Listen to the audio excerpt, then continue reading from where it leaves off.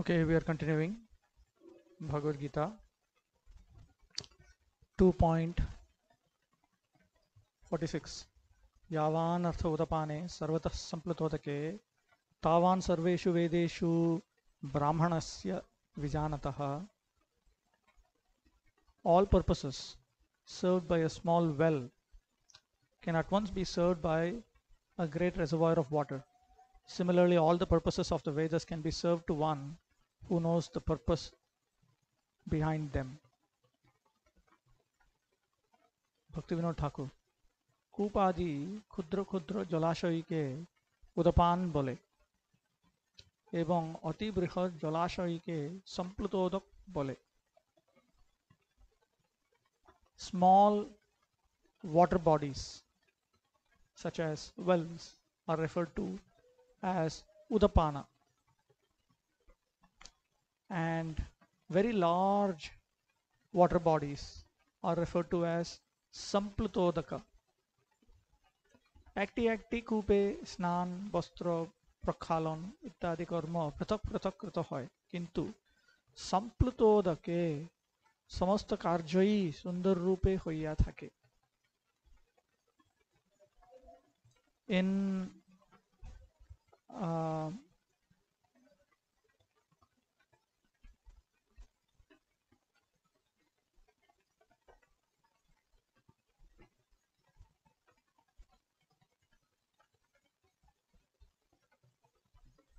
In specific wells, bathing, washing clothes, and similar activities are separately done. But in a large water body, all activities are beautifully done.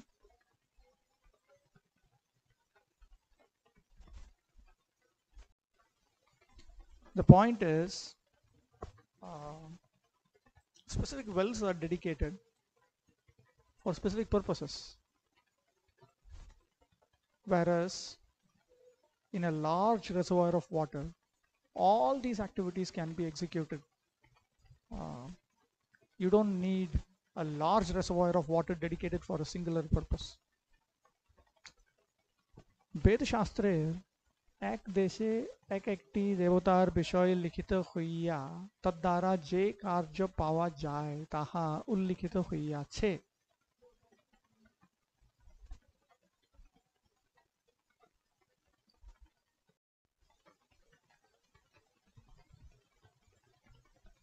কিন্তু সমস্ত বেদ বিচার করিলে একমাত্র ভগবান যে আমি, আমারই উপাসনা দ্বারা সমস্ত ফল লাভ করা যায়. In specific parts of the Vedic scriptures,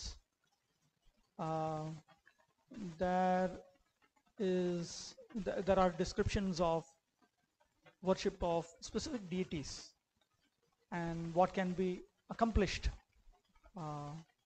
by taking shelter of those deities. That is mentioned. But if one analyzes the entirety of the Veda, then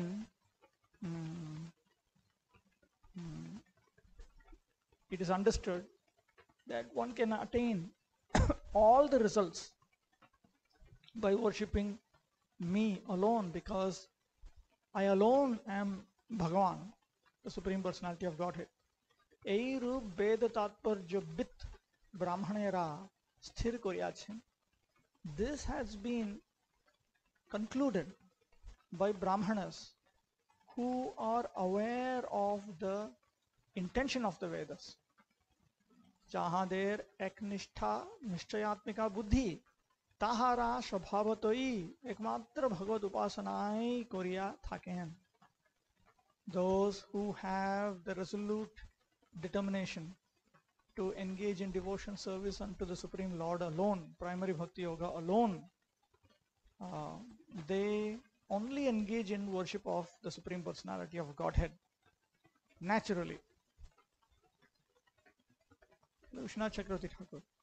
Hant kim vaktavyam nishkamasya nirgunasya bhakti yogasya mahatmyam yasya eva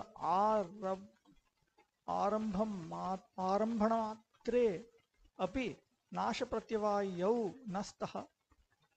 Oh, what can be said about bhakti yoga, which is primary bhakti yoga, which is nishkama, which is beyond the modes of material nature, what can be said about its glories? Because just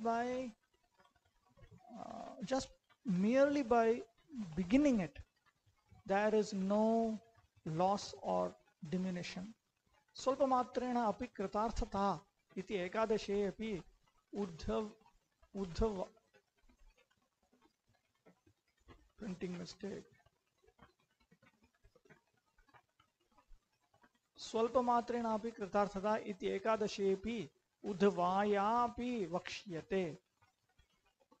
This will also be stated to Uddhava in the 11th canto of Srimad Bhagavatam, that even by a small amount of engagement in exclusive primary bhakti yoga, one attains success. Na hyangopakrame dhvamso madharmasya uddhavanvapi maya vyavasitah samyak. Printing mistake here also. Maya vyavasitah samyak nirgunatvadanashishah. We already saw this verse. Let me bring it up again.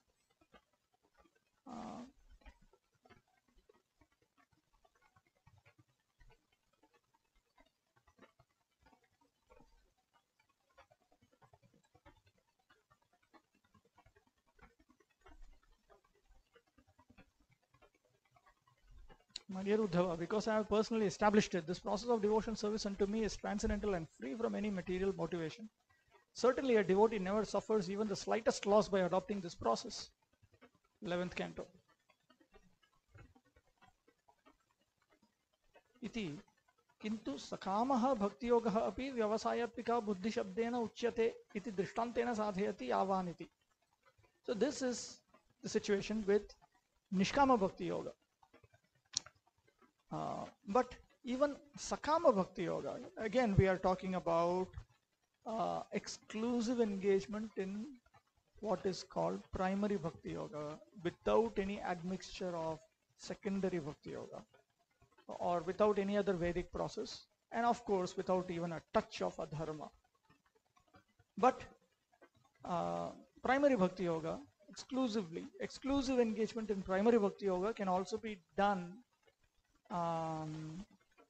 in order to fulfill some material desire. So that is called Sakama. It is in order to fulfill some material desire. That is also referred to as Vyavasayatmika Buddhi. With an example, Lord Krishna now establishes that in this text beginning Yavan. Udapane iti jatya ekavachanam. Udapaneshu gupeshu yavanartha iti. Udapane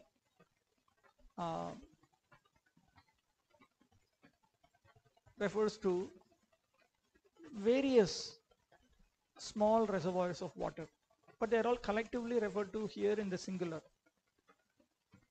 Whatever purpose can be accomplished through various wells. Kaschit upaha shauchak karmarthakaha. A particular well might be used for cleansing. Kaschit dantad dhavanarthakaha. And a particular well might be used only for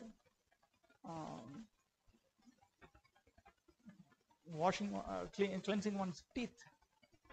Kaschit vastra dhavanatyarthakaha. A particular well is used only for washing clothes and so on. Kaschit keshadi marjanarthakaha. A particular well is dedicated for cleansing one's hair and so on. Kaschit snanarthakaha. A particular well is used for bathing. Kaschit panarthakaha. And a particular well is for drinking water. Ityevam sarvataha sarveshu udapaneshu yavanarthaha yavanti prayojanani ityarthaha. So the purpose to be accomplished by all of these, meaning by all of these wells, referring to all the purposes that could be accomplished. संप्लुतोदके महाजलाशये सरोवरे अपि तावानेव अर्थः. All of those purposes are identical with the purpose that can be accomplished by resorting to a large reservoir of water, a lake. तस्मिन् एकस्मिन्नेव शौचादि कर्म सिद्धेः. Because in that, using that one reservoir of water, one can execute one's activity of cleansing and so on. All of these purposes can be accomplished. All of these activities can be executed just by taking shelter of a singular large water body. Kimcha, moreover, tattat kūpeshu pratak pratak paribhramana shramena sarovare tu tam vinaiva. If one has to go to each well, then he has to walk to each well separately. He has to execute some labor by going from one well to another, each for a particular purpose. However, if one goes to a lake, then he does not need to go here and there. That one lake itself is enough. तथा कूपेषु विरसजलेन सरोवरे तु सुरसजलेन एव इत्यपि विशेषः द्रष्टव्यः.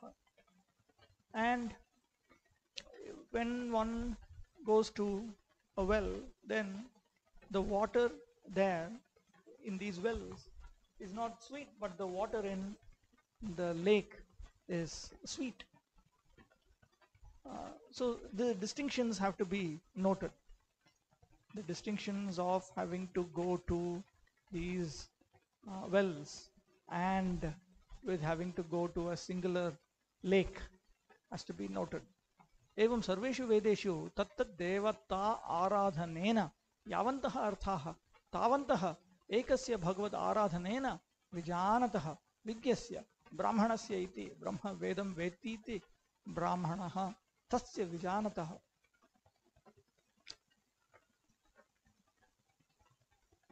Similarly, all the purposes that can be accomplished by worshipping specific devatas, deities, in all the Vedas, for a person who is experienced in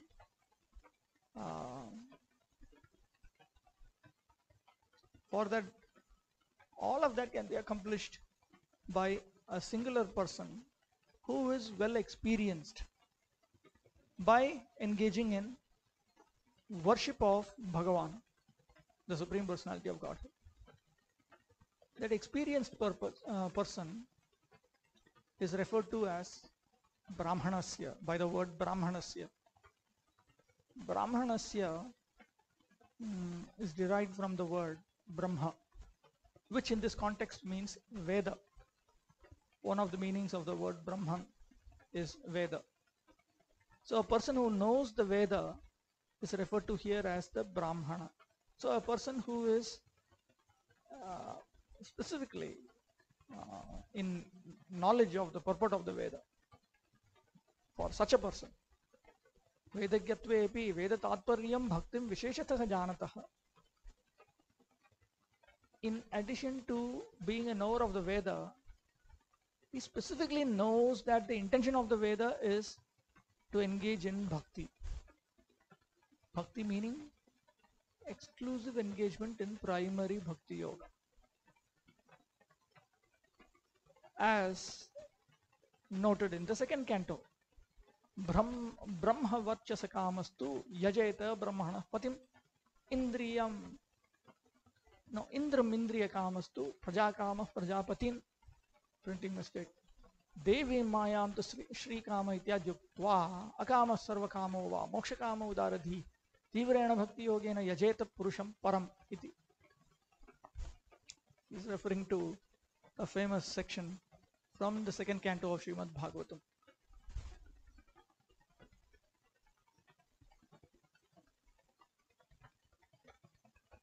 Okay.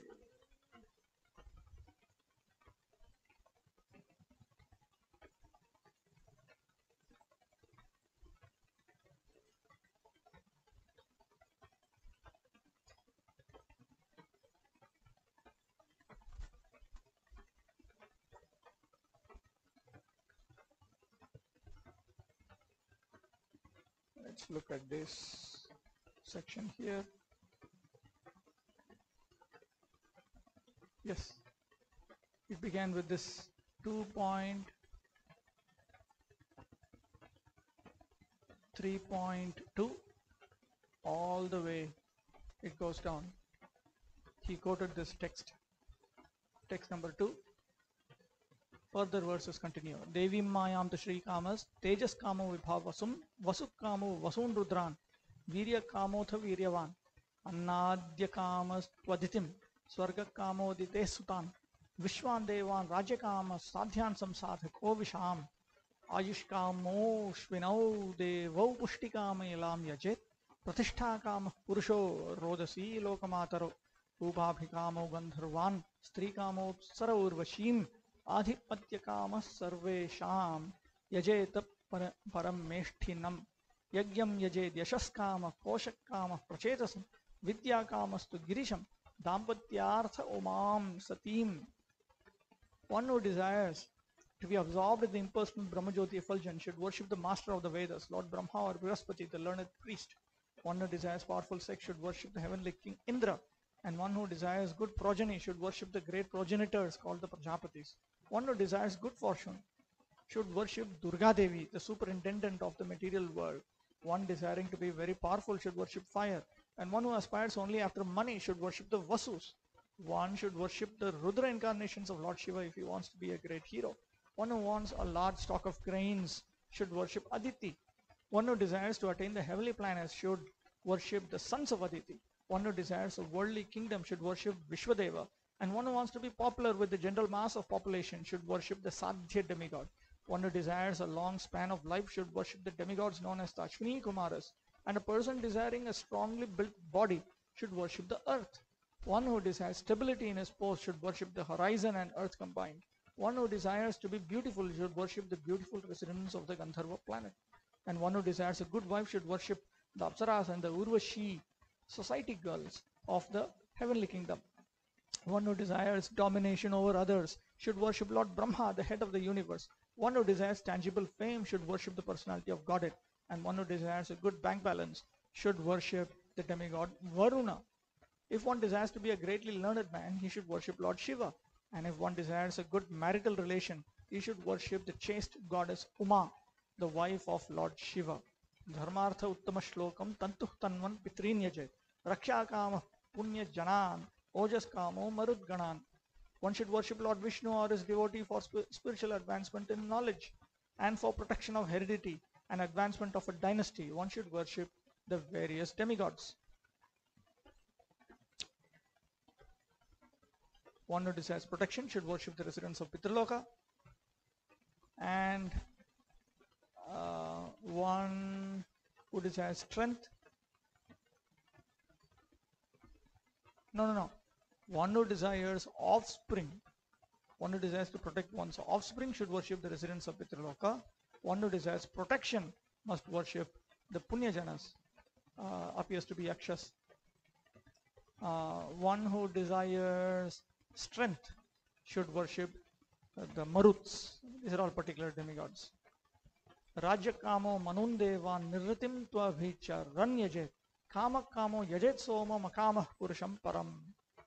One who desires domination over a kingdom or an empire should worship the Manus. One who desires victory over an enemy should worship the demons. And one who desires sense gratification should worship the moon. But one who desires nothing of material enjoyment should worship the Supreme Personality of Godhead. Akama sarvakamo va mokshakamo udaradhi tivrena bhakti yogena yajeta purusham param. A person who has broader intelligence, whether he be full of all material desires, without any material desire, or desiring liberation, must by all means worship the Supreme Whole, the personality of Godhead, by devotional service to the Supreme Lord with great force. That should be supplied. Meghadi amishrasya saurakranasya tivratvam iva bhakti yogasya jnana karmadya amishratvam tivratvam gyeyam. So in this last verse, Akama Sarva Kamova verse, Tivrena Bhakti Yogena Yajeta Purusham Param appears as a second line. This brings up to a discussion of what is the meaning of engagement in Bhakti Yoga with a force.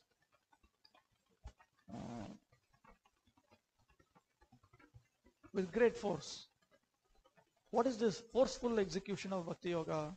So he explains, Srila Vishwanath Chakravarti Thakur, that just as when the sun rays are not mixed with the clouds and so on, they are very fierce in their effect. Similarly, Bhakti Yoga is very fierce, it is with great force, it's very forceful when you do not mix it with jnana, karma and so on. In other words, when you execute the activity of bhakti alone and you are not mixing in the activity of adharma or karma or jnana or yoga, that means that is the only thing you do.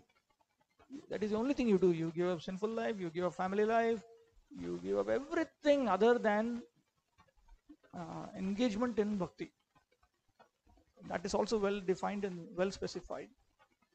Primary bhakti yoga. Shravanam, Kirtanam, Vishnu, Smaranam, Pada Sevanam, Archanam, Vandanam, Dasyam, Sakyam, Atman, Nivedanam only.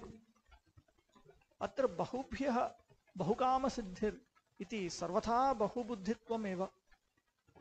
Under all circumstances, here also, because he has various desires, multiple material desires, certainly he will invariably, under all circumstances, possess multiple determinations. Ekasmat bhagavata eva sarvakama siddhihi iti amshena ekabuddhitvam eva vishaya sadgunyat jyeyam. So here, in Sakama Kevala Sadhana Bhakti, in this materialistic engagement of exclusive Bhakti Yoga, because one is only taking shelter of one person, the Supreme Personality of Godhead, and by taking shelter of this one person, all of his material desires are going to be accomplished. Therefore, partially he has a singular resolute determination. It should also be understood that because of the excellence of the object of worship, therefore he is said to be having a singular determination.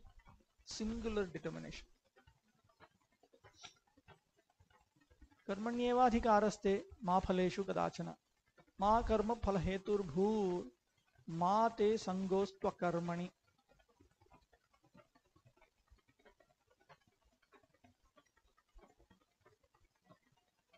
You have a right to perform your prescribed duty, but you are not entitled to the fruits of action.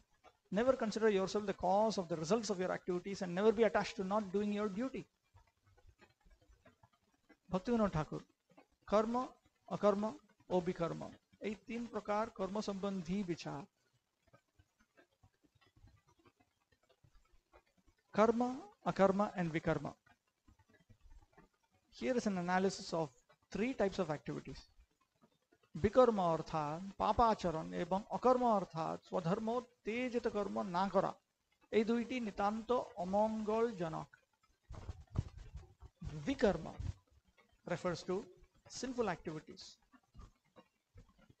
here, and akarma here refers to not engaging in activities impelled by one's swadharma. Both of these are greatly generative of inauspiciousness. Both of them produce great inauspiciousness. तद उभयर प्रति तोमार जेनो संगो अर्थात अभिलाष ना होय. Make sure that you don't have any sanga or attachment, meaning any hankering for either of these. अकर्म ओ विकर्म परित्याग करियाओ तुमी कर्म के सावधान पूर्वक आचरण करिबे. even by abandoning akarma as mentioned here and vikarma as mentioned here, you should very carefully engage in karma. कर्म तीन प्रकार अर्थात नित्य कर्म, नैमित्तिक कर्म और काम्य कर्म. Karma is of three types: daily duties, circumstantial duties, and desired duties. In Varnashrama system, there are certain duties which are meant to be done on a daily basis in Varnashrama Dharma. In Bhagavata Dharma also, in Vaidhi Bhakti also, we have this daily duties. Every day we chant a minimum number of rounds. Every day we are supposed to do certain things. Then there are circumstantial duties. Circumstantial duties are of two types: periodical non-daily duties. There are certain activities which we do periodically. Every Ekadashi we do certain activities, or we avoid certain activities. Every Janmashtami we engage in certain activities. Every Gaura Purnima we engage in certain activities. Narsimha Chaturdashi we engage in certain activities, and so on. So that is one type of circumstantial duties. Another type of circumstantial duties is something that is caused by a particular circumstance.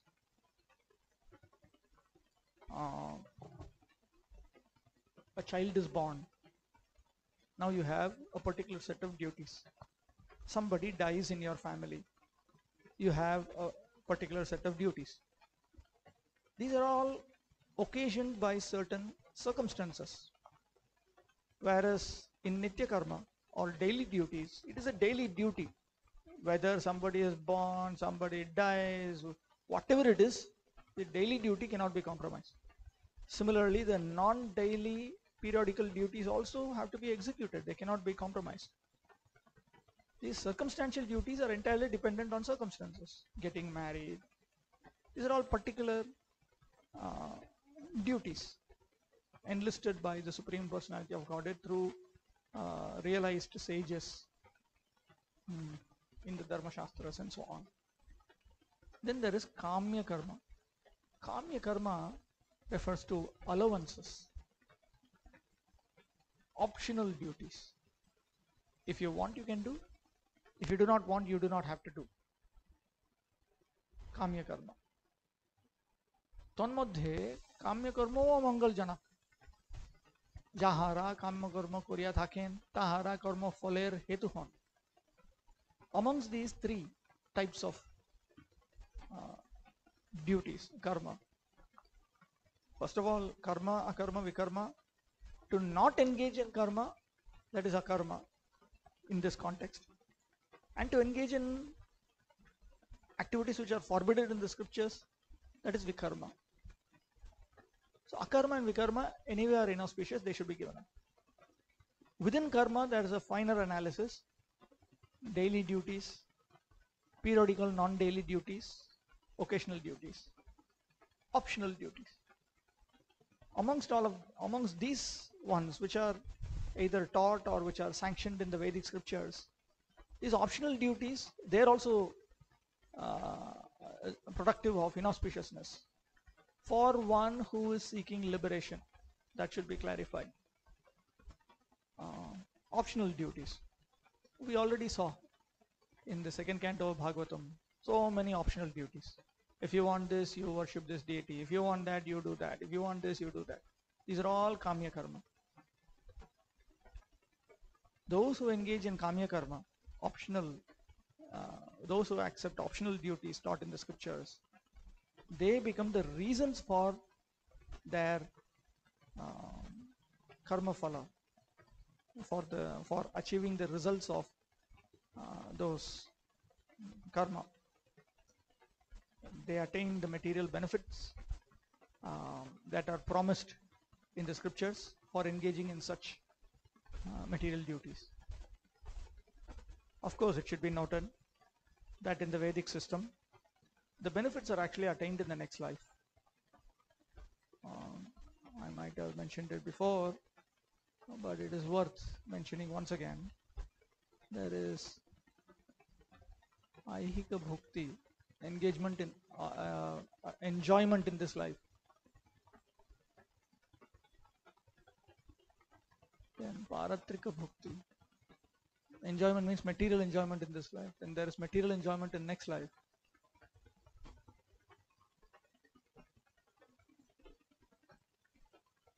Attainment of liberation in the next life. Next life means after you die. That's what it means.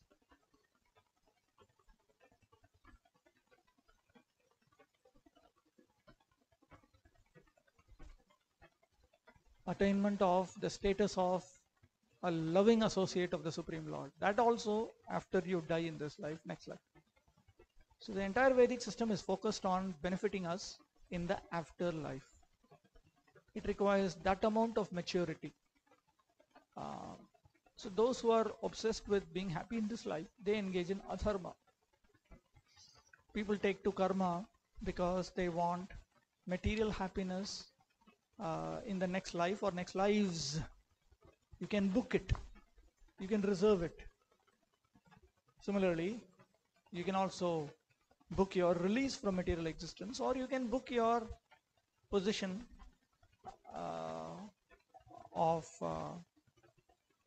being a loving associate of the Supreme Lord, which is actually attainment of one's own constitutional nature. So, for a person who is seeking liberation from material existence or something higher, to become obsessed with happiness in this life or happiness in the next life, if one is interested in happiness in the next life, only then he will, and when he understands the system, the cosmic system as set up by the Supreme Personality of Godhead through the demigods, then he engages in the activities of Vedic karma. It's like when you want to travel in a train in India, you understand the system, how it works. Then you book train tickets for 3 months ahead of time, 2 months ahead of time. And then you wait. When your time comes, then you go to the railway station and you follow the system and you get what has been provided to you by the system. The same thing is there in Vedic Dharma also. But those who are interested in engaging in Kamya Karma, they are the ones who become the causes for the attainment of material enjoyment in the next life. This is technically called Karma Phala or Karma Phala in Sanskrit. This is Karma Phala. This is the result of engaging in karma. This is Jnana Phala.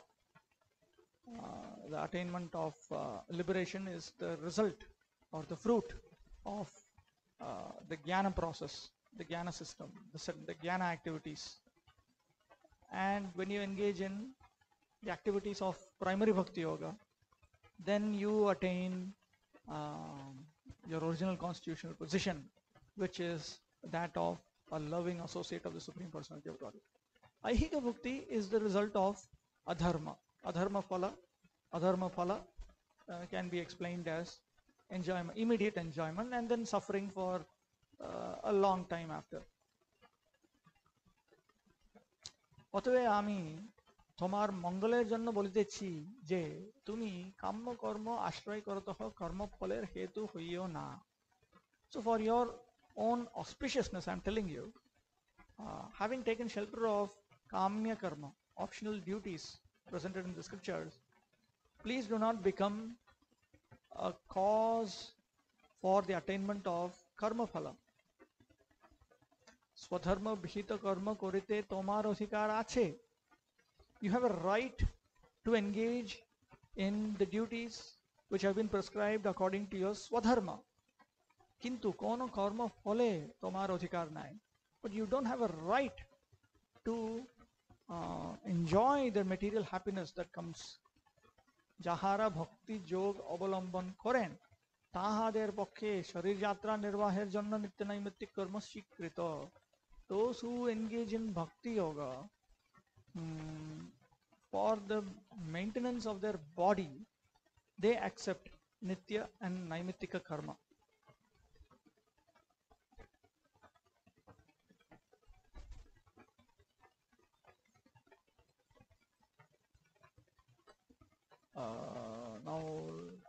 just explain some things here.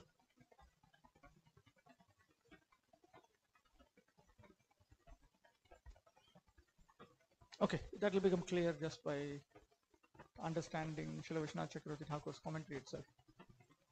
Evam ekam eva arjunam swapriyasakham lakshikritya, printing mistake. Let me look here to see if I have a better reading here.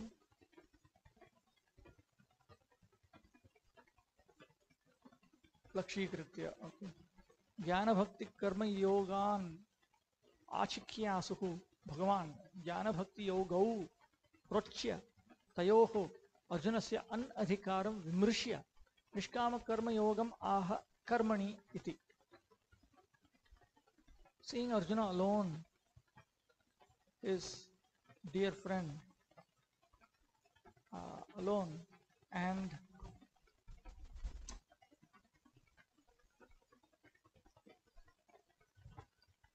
considering him to be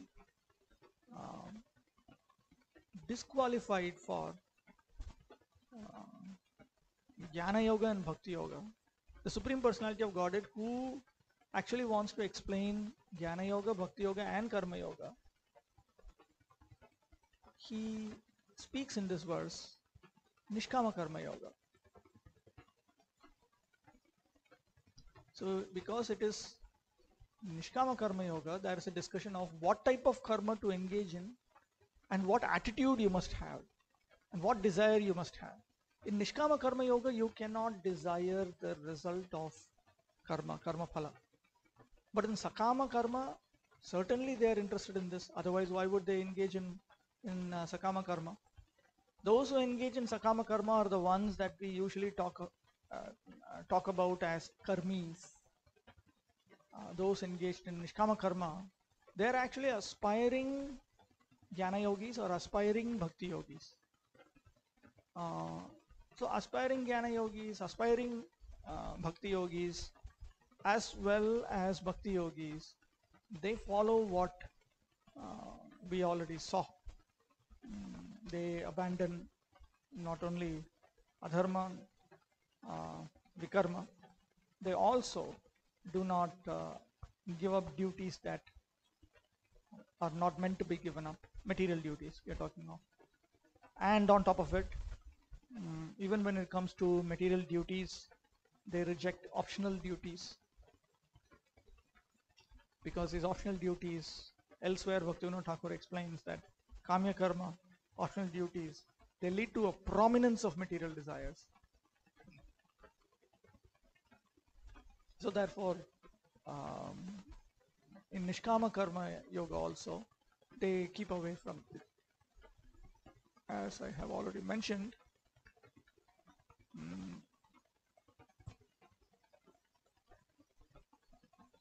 after giving up adharma, you might engage in Karma Yoga or Jnana Yoga or Bhakti Yoga. This is Karma Yoga.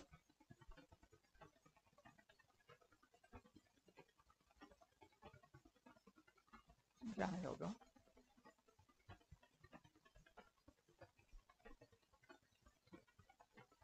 Bhakti Yoga.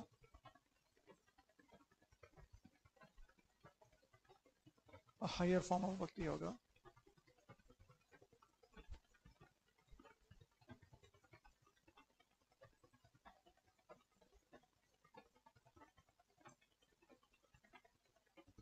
Kevala Sadhana Bhakti. And it is this that is referred to as Vyavasayatmika Buddhi in the full sense. This will lead to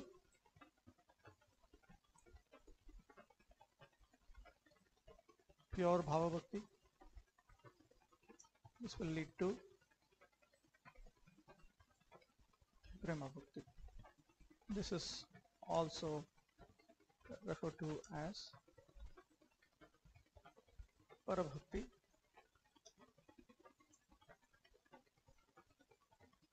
Parajnana,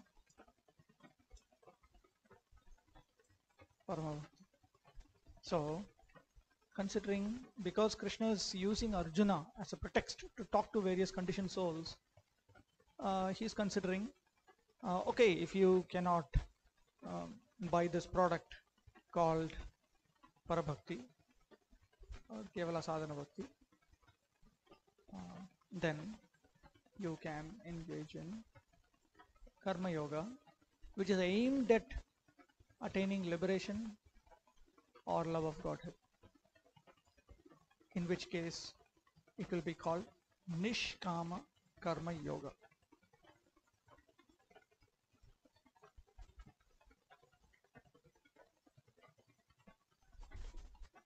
Karmani iti ma phaleshu iti phala akankshinah api atyanta ashuddha chittaha bhavanti. Ma phaleshu, do not hanker for the fruits of karma. Do not hanker for material enjoyment in this life. Do not hanker for material enjoyment in the next life. Because those who do desire material enjoyment that are prescribed in the scriptures, they also become excessively impure in their mind. Tvam tu prayaha shuddha chittaha iti maya gyatva uchyase iti bhavaha. It is implied that Arjuna is practically speaking of a pure mind, and knowing this, Krishna has told him, you don't hanker for karma phala. For those who are attracted to aihika bhukti, those who are obsessed with enjoyment in this life, actually for them to engage in this combination of activities while giving up adharma, that is there everywhere. One has to give up adharma. Having given up adharma, if one only engages in this combination of activities with the desire for material happiness in the next life, is already so pious. In fact, in today's modern world, if you are like that, they think you are a spiritualist. This is how foolish our modern world has become. You cannot distinguish between piety and spirituality. But it is something, because you are not interested in material happiness in this life. But imagine, if you are not interested in material happiness in this life, you are not interested in material happiness in next life. Definitely is something great. It is something great. And since Arjuna played the role of a person who almost did not have desires for material enjoyment in this life or next life, therefore, Srila Vishwanath Chakravarti Thakur says, Krishna is implying here that I knew that you are like this, and therefore I am speaking like this. The idea is, this is only meant for selected people. Nanu karmani krite phalam avashyam bhavishyateva iti tatraha ma karma phala hetu bhu. Objection. But when you engage in a Vedic ritual of karma, or when you engage in these Vedic duties, then certainly you have to get the result. Is it not? With that in mind, he says, Ma karma phala hetur bhu. Do not become a cause for karma phala. Phala kamana.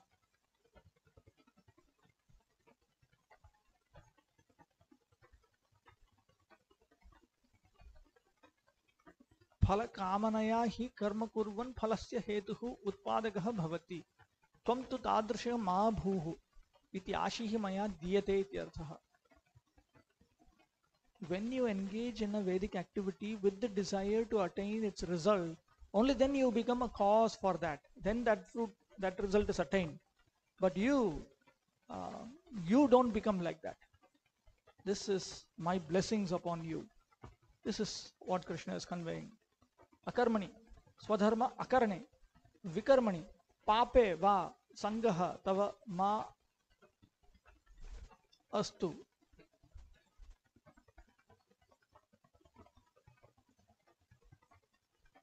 Don't be attached. Sangaha. Prabhupada routinely translates it as attachment. What kind of attachment? It is actually what we refer to as obsession. or addiction. Don't be addicted to not performing what you are materially meant to engage in. Don't be addicted to sinful activities. किंतु द्वेषे एव अस्तु इति पुनः अपि आशीर्दीयते इति. On the other hand, you should develop dislike for non-performance of your materially prescribed duties and for engagement in forbidden activities. Again, I am blessing you. This is what Krishna is conveying. Atra Agrimadhyaye, in the next chapter, Vyamishrenaiva vakyena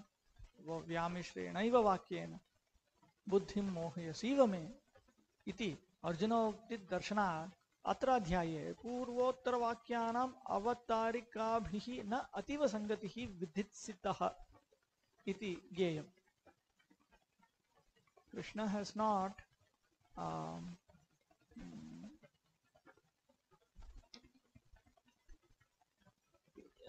pointed out the flow of thought between the verses in this chapter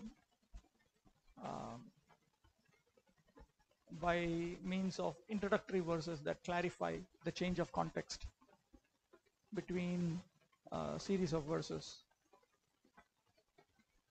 That we understand because in the next chapter, Arjuna is going to say, my intelligence seems to be bewildered by your equivocal words.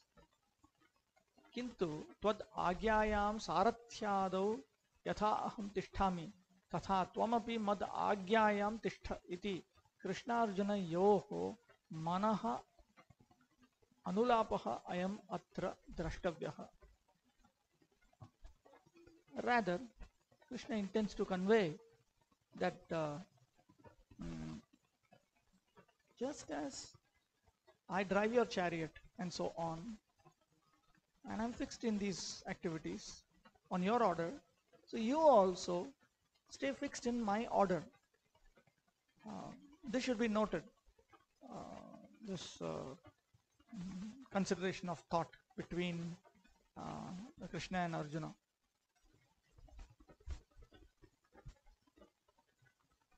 Yogastha Kuru karmani sangam tyaktva dhananjaya siddhya siddhyo samo bhutva samatvam yoga uchyate.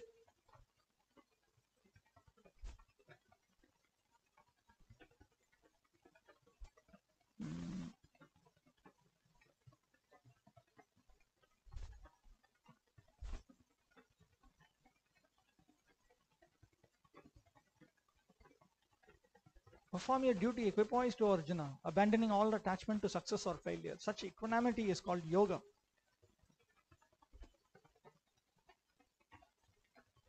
Phalakamana parityag purva bhakti yogastha hoya swadharma bhita karmacharan karo. Karmer fal siddhi o faler asiddhi etad vishaye je samabuddhi taha ke jog bole. Bhaktivinoda Thakur, situated in Bhakti Yoga, abandon the desire for material results and engage in the activities of karma as prescribed in line with your specific dharma. Yoga refers to karmer fal siddhi or faler asiddhi etad vishaye je samabuddhi taha ke jog bole. Yoga refers to the attitude of being equipoised at attainment of the results of karma and non-attainment of the results of karma. What does this mean? This means you may engage in various activities of karma in this life and you may attain material happiness or you may attain material unhappiness. In either case, you should not be disturbed. This is called yoga. Vishwanath Chakravarti Thakur, Nishkama Karmanah Prakaram Shikshayati. Yogastha iti. Now here he teaches the method of engaging in Nishkama Karma Yoga. Nishkama Karma. Tena Jaya Jayayos Tulya Buddhi San Sangramam Eva Swadharmam Kuru iti Bhavaha. With an attitude of equality towards victory and loss, considering that it is just a war to be engaged in, you perform your swadharma. Ayam nishkama karma yoga eva jnana yogatvena parinamati iti. Jnana yogaha api evam purvottara granthartha tatparyatah jyeyaha. It is this nishkama karma yoga that will transform into jnana yoga. And jnana yoga is also of this type. That is understood by examining the intentions of earlier and later scriptural statements. And naturally, when you upgrade to the platform of bhakti here also the same attitude towards karma, because here one is still spending some time on a daily basis on karma. So then how does he execute karma? That was noted by Bhaktivinoda Thakur in his commentary. Because a bhakti yogi at this level, he will also engage in karma. This is, of course, if you consider all of this to be bhakti yoga, this is all Kevala Bhakti Yoga. From here onwards is Kevala Bhakti Yoga. These two are Pradhanibhuta Bhakti Yoga. Okay. This is Jnana Yoga. This is Karma Yoga. Now, another way of saying it is, this is Karma Guni Bhuta Bhakti. This is called Jnana Guni Bhuta Bhakti. This is Karma Jnana Pradhanibhuta Bhakti. This is Jnana Pradhanibhuta Bhakti. And the next step onwards is Kevala Bhakti. So, while Vishwanath Chakravarti Thakur talks about this, he says that when it transforms into Jnana Yoga also, the same consideration will apply. Bhaktivinoda Thakur then goes one step further and he talks about how the same consideration will apply when one reaches the point of Bhakti Yoga Krishna consciousness. This is Krishna consciousness, this is... all of these are different levels of Krishna consciousness. But as long as one is engaged in one's material duties, then he has to execute them in a particular manner. That is the point here. And right from the beginning, one has to abandon adharma, sinful activities and offenses. Durena hyavaram karma buddhi yoga dhananjaya buddhau sharamanvichya kripana palahetavaha.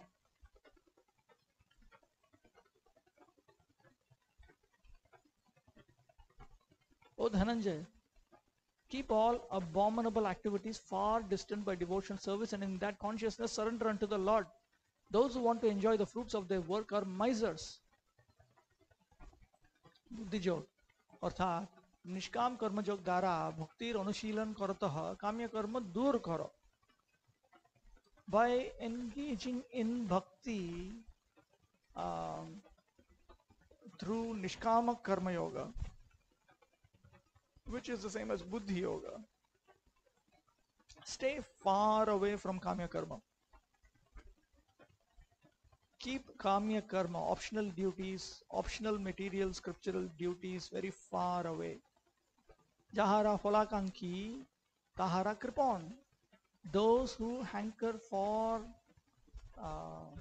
the material benefits of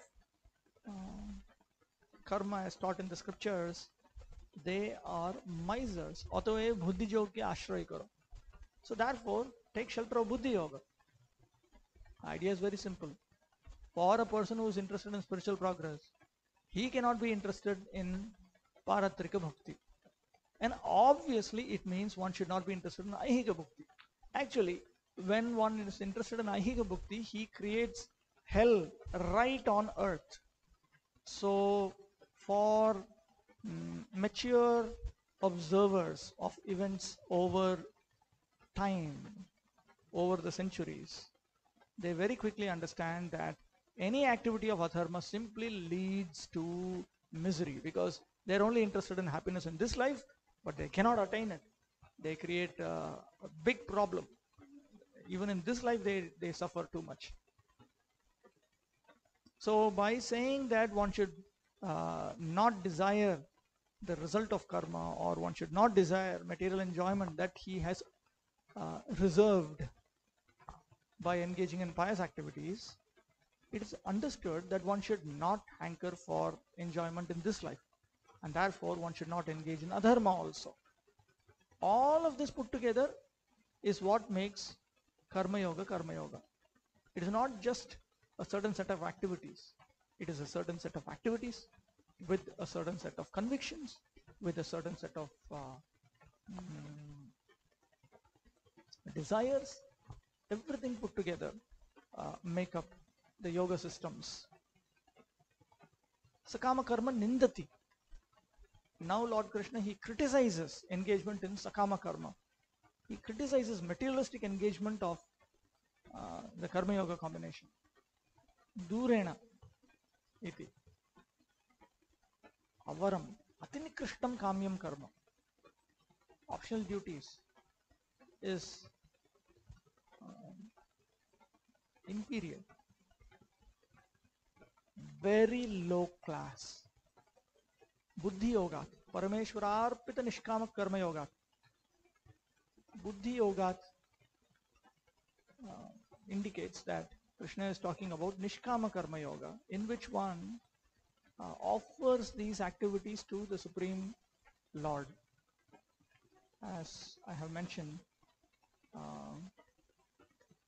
one executes bhakti activities in Krishna consciousness, jnana activities in Krishna consciousness, karma activities in Krishna consciousness, but most of his time is spent in the karma activities, which he is doing it in a Krishna conscious spirit, meaning that he is engaging in the activity of karma for the pleasure of the Supreme Lord, and begging him, you please give me the in Nishkama karma, one is interested in attaining purification of heart. One wants freedom from lust, anger, greed. So he prays for that. He prays to the Supreme Lord for that. Please give me that. Please give me that. Then, but he also executes the activities of 9 types of devotional service. That also he does. But when one executes these very same activities in order to attain this, instead of asking for anartha nivritti, freedom from unwanted attitudes like lust, anger, greed, pride, envy, delusion, instead of that, he is asking for material enjoyment. That means he is, in effect, he is asking for anartha pravritti. He wants the anarthas to continue on. So therefore, Lord Krishna criticizes such a materialistic engagement of the karma yoga combination of karma, jnana, bhakti. Buddhau nishkama karmanyeva buddhi yogaha nishkama karma yogaha. You surrender unto that nishkama karma itself. That yoga refers to nishkama karma yoga here. Buddhi yukto jahati ubhe sukrata dushkrite tasmad yoga yujjasva yoga karmashu kausalam karmajam buddhi yukta hi phalam tyaktva manishinaha janvabandham vinirmukta padam gacchantyanayam.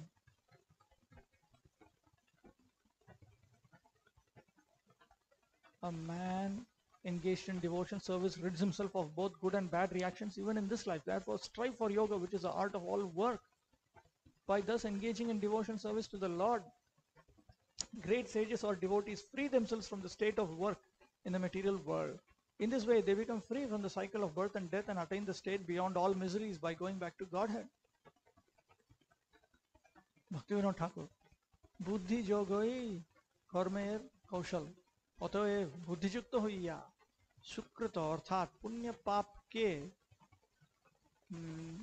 এই সংসার অবস্থায় দূর করো.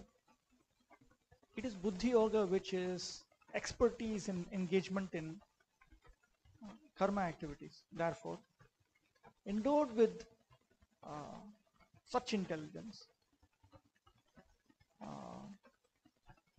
you keep far away from piety and impiety while you are in material existence. बुद्धि युक्त होइया पंडित सकल कर्मजात फल समूह के त्याग करत हो जन्मबंध होइते मुक्त हन. Learned people endowed with intelligence have they abandon the results of their karma. They abandon attainment of material benefits through karma, and in that way they have become freed from the bondage of birth and rebirth. অতএব অনাময় পদ যে ভক্তদিগের চরম অবস্থা তাহা লাভ করেন. So they attain the final result that is attained by the bhaktas, that situation free from disturbances.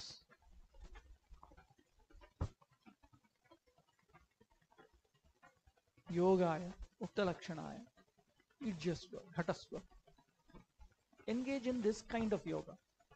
Yataha karmasu sakaman nishkameshu madhye yoga eva udasina tvena karma karanam eva kaushalam naipunyam ityartaha. Because in the amidst sakama karma and nishkama karma, it is yoga, the attitude of being indifferent while engaging in one's material activities, that constitutes expertise. In other words, only experts can do this, to engage in the activities of the karma system without touching adharma and at the same time indifferently.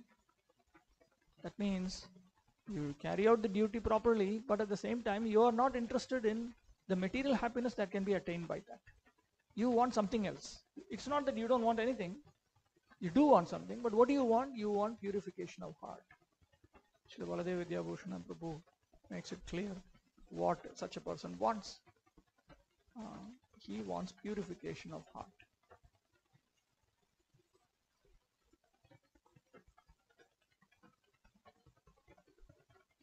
Vishwanath Chakravarti Thakur has not commented on text 51.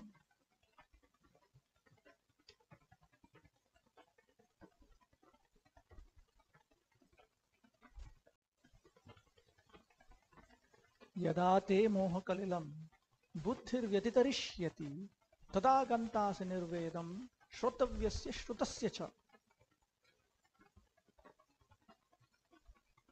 These verses have been explained very nicely by different Vaishnava acharyas. Madhvacharya has given a nice commentary to this. Very interesting explanations.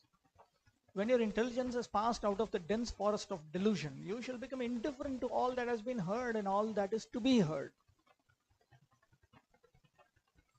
Bhaktivinoda Thakur, এই প্রকার পরমেশ্বরার্পিত নিষ্কাম কর্ম অভ্যাস করিতে করিতে যখন মোহরূপ গহনকে তোমার বুদ্ধি সম্পূর্ণরূপে পরিত্যাগ করিবে, তখন তুমি শ্রোতব্য ও শ্রুত সমস্ত শাস্ত্র হইতে নিরপেক্ষ হইয়া বিশুদ্ধ ভক্তি সাধনে প্রবৃত্ত হইবে. In this way, by engaging in the practice of nishkama karma that is offered to the Supreme Lord, when your intelligence has completely abandoned the dense darkness of delusion, then you will become indifferent to all the scriptural texts that you have studied and the scriptural texts that you have not studied, dealing with attaining the results of karma, of course.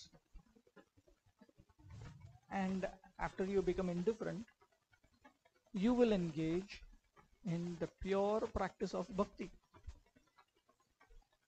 in pure sadhana bhakti.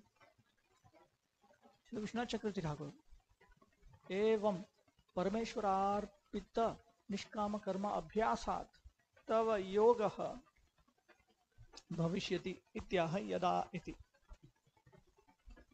By the practice of nishkama karma that is offered to the Supreme Lord, you will attain yoga. That is stated in this verse. Yadeti tava buddhihi antahkaranam moha kalilam moharupam gahanam visheshatah atishayena tarishyati. When your intelligence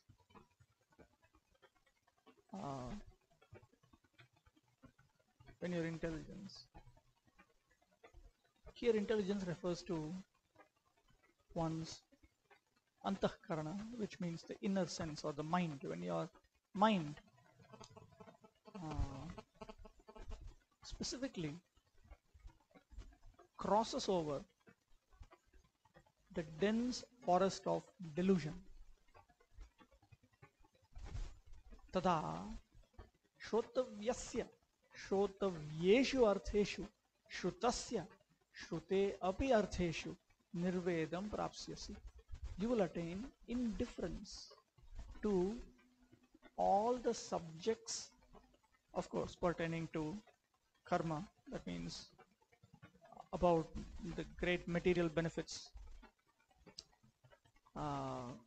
that you can hear about from the scriptures, and all those subject matters which you have already heard in the scriptures. The idea is this: we may not actually, we may not have studied the karma shastras in detail in order to understand what pious activity if you do, how you will be benefited in your next life, in which way. Actually, the vast majority of Vedic scriptures are giving this information, but you may not know that, or you may know something, and there's a lot which you don't know. But when our intelligence actually crosses beyond delusion, that means first of all, one is not interested in adharma. That is the first step, because you cannot even be a pure karmi as long as you're interested in adharma, or you're interested in what can be obtained through adharma. You're interested in material happiness in this life. That itself means you're not a pure karmi, because a pure karmi is not interested in material happiness in this life. He's interested in material happiness in next life. He wants it bumper. He doesn't want some chota mota little in this life. So what to speak of a pure jnani or pure bhakta and so on, and what to speak of somebody who's engaged in nishkama karma, which is higher than even pure sakama karmi. Such a person, he may not be aware of various material benefits in great detail. Now the Vedas don't tell any lie, so you are aware with the conviction that the Vedas actually, to derive the benefits of the karma, jnana and bhakti systems, under all circumstances one must have unbreakable faith in the scriptures, Vedic scriptures. So he knows that all of these texts are speaking the truth, but when he is when that person who's engaged in this combination of karma, jnana, bhakti with predominance of karma without touching adharma, when his mind is neither attracted to all the scriptural statements that have spoken about how one can attain karma phala, paratrika bhakti, material happiness in next life, or he is lost his curiosity about all the other things that can be obtained in the next life materially through the karma shastras, then we should understand that he has attained indifference. He has become indifferent. Asambhavana viparita bhavana yor nashtatvad kim me shastra upadesha vakya shravanena sampratam me sadhaneshu eva pratikshanam abhyasa sarvatha uchitah iti mamsya se iti bhavaha. Lord Krishna implies here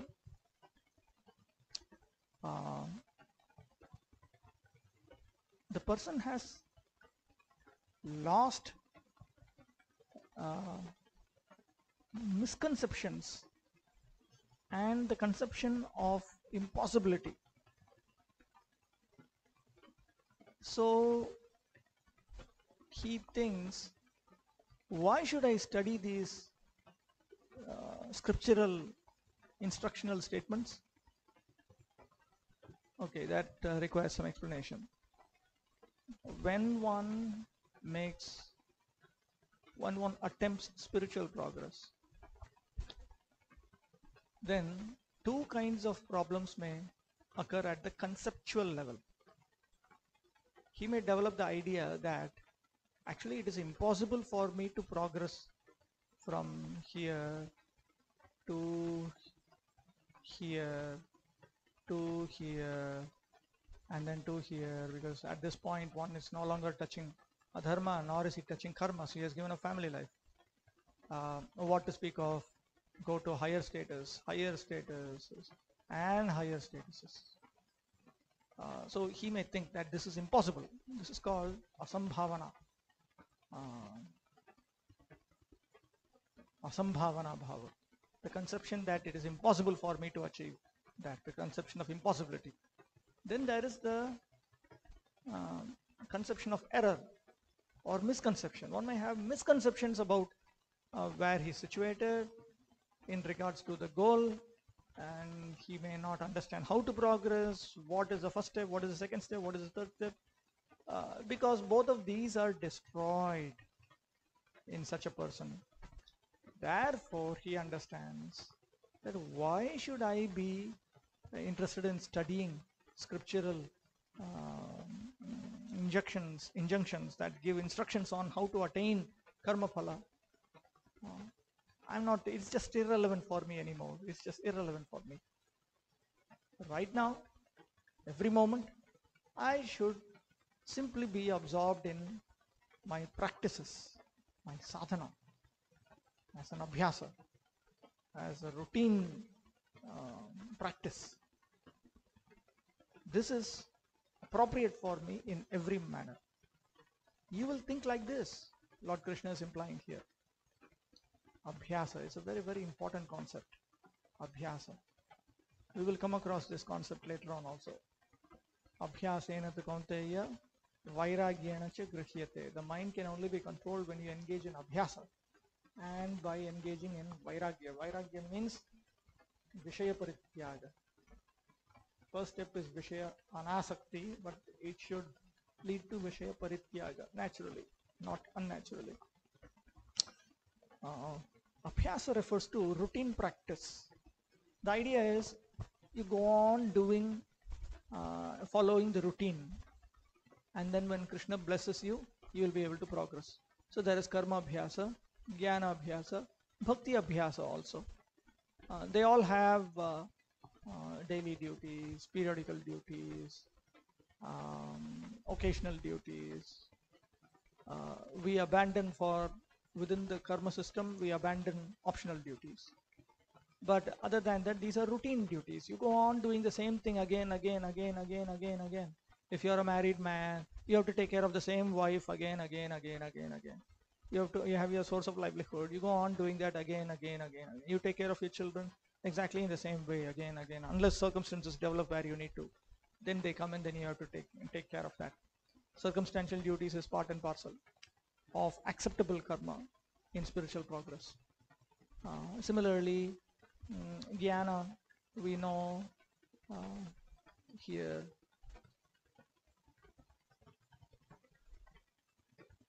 this is something that I keep quoting all the time. If you look at the jnana activities that are mentioned here,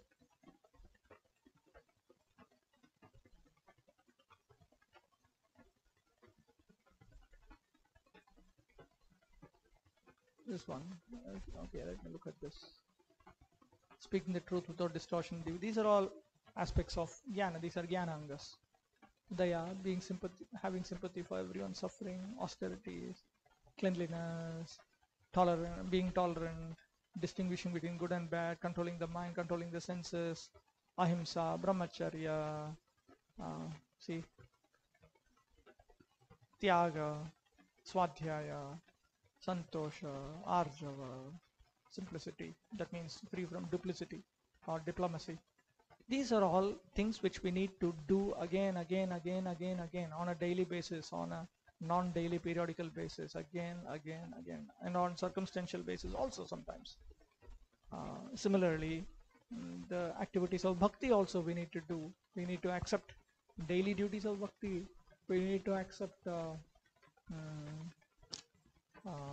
non-daily periodical duties of bhakti, circumstantial duties of bhakti. Then we need to engage in optional duties of bhakti if you want. That is okay. The optional duties in bhakti, they are very good.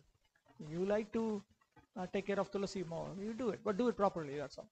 So this is all abhyasa, and it is this abhyasa that is appropriate for us under all circumstances. So a person who is on this platform of Krishna consciousness,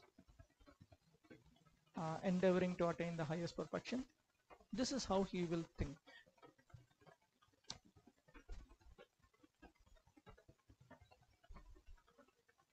Okay, I will stop with this. Then next video will continue.